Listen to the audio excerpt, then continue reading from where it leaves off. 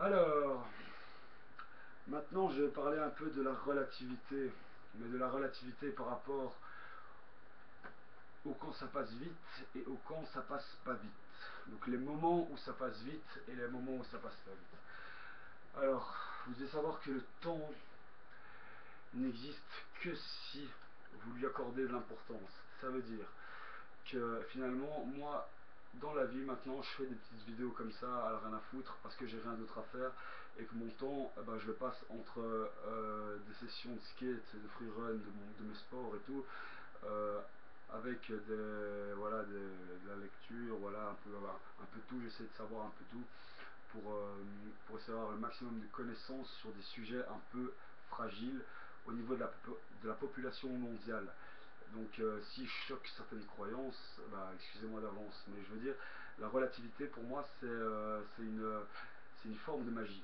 Ça veut dire que en fait, quand on est heureux, le temps passe plus vite, plus vite pour certaines personnes, ou moins vite. Dans le cas contraire, c'est la même chose. Ça veut dire qu'il y a beaucoup de monde qui s'interroge sur ce phénomène de relativité, parce que ce phénomène de relativité aurait en théorie, pourrait en théorie courber le temps et l'espace dans une dimension où le bonheur, on peut l'accélérer ou pas, ou le malheur bien sûr. Mais je me concentre sur le bonheur parce que j'essaie de faire retransmettre un message plutôt lumineux et pas de force obscure. Donc voilà, je vais continuer par là. Bon, moi je vais vous dire, franchement, les meilleurs moments de ma vie, c'était quand j'étais amoureux. La relativité agissait, mais je ne le sentais même pas. Donc c'était même pas, disons que c'est pas que je le ressentais pas, si je le ressentais, mais je n'en avais pas conscience. Maintenant que j'en ai conscience, à chaque fois, par exemple, quand je donne de l'amour, eh ben, j'en reçois, putain, je le sens à chaque fois, et c'est un ressenti qui est à chaque fois énorme et qui me dicte ma conduite. Donc comment je vais réagir par rapport à tout ça. Par exemple, pour moi, je me considère pas comme un maître du temps, mais je veux dire, je sais exactement ce que je vais faire au moment où je vais le faire, parce que moi, par rapport au temps, j'ai un avantage, c'est que j'ai réussi à vivre exclusivement dans le moment présent. C'est-à-dire que le moment présent est réfléchi, le moment présent est imprévisible, le moment présent est tout ce qu'il y a de plus magique dans la force. Là, je vais parler un peu Star Wars parce que j'adore Star Wars et j'adore Matrix aussi, donc je vais vous projeter dans une Matrix. Hop, dans une matrice. Alors, bienvenue dans la matrice de Jérôme. Ça va continuer. On va voir si on peut aller de plus en plus loin dans les conneries quantiques, et alors que bon, je veux dire, je fais que ma tête reportage et j'essaye de toute mon agressivité, j'essaie de la retransmettre par une vidéo, mais là ça va, je veux dire, le calme me prend. Si je devais décrire tout ce que je devais faire dans l'instant présent, là bah, je devrais faire ça. Alors, pour le moment, j'aimerais bien me fumer un petit patch parce que bon voilà, ça me détend. Mais bon, je me dis en même temps que c'est pas utile. Je veux dire, c'est pas une drogue utile, j'en ai déjà fumé assez. Et je pense que ça a déjà détruit pas mal de mes neurones, même si le cortex spinal du cerveau en sécrète, de toute manière, de plus forte.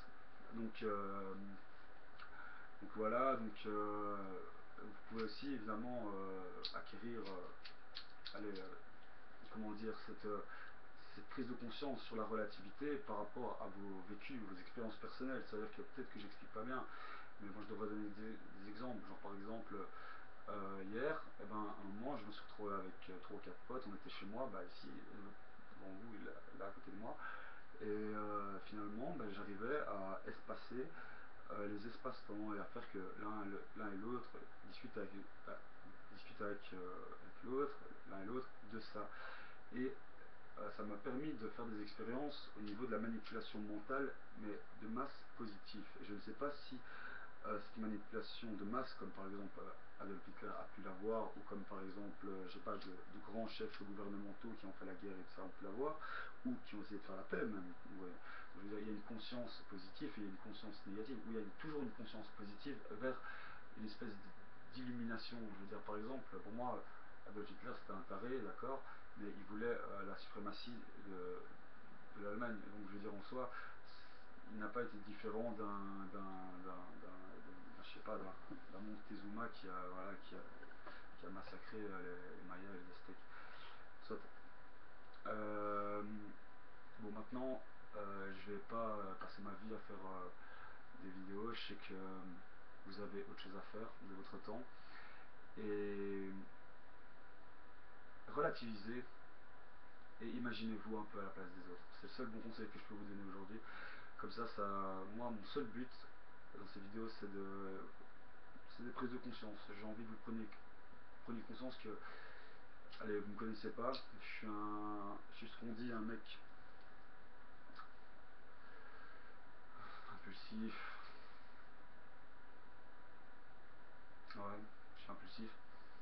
Mais en tout cas, j'essaie de m'améliorer. Bon, là pour le moment, j'écris. Et je suis sur une bonne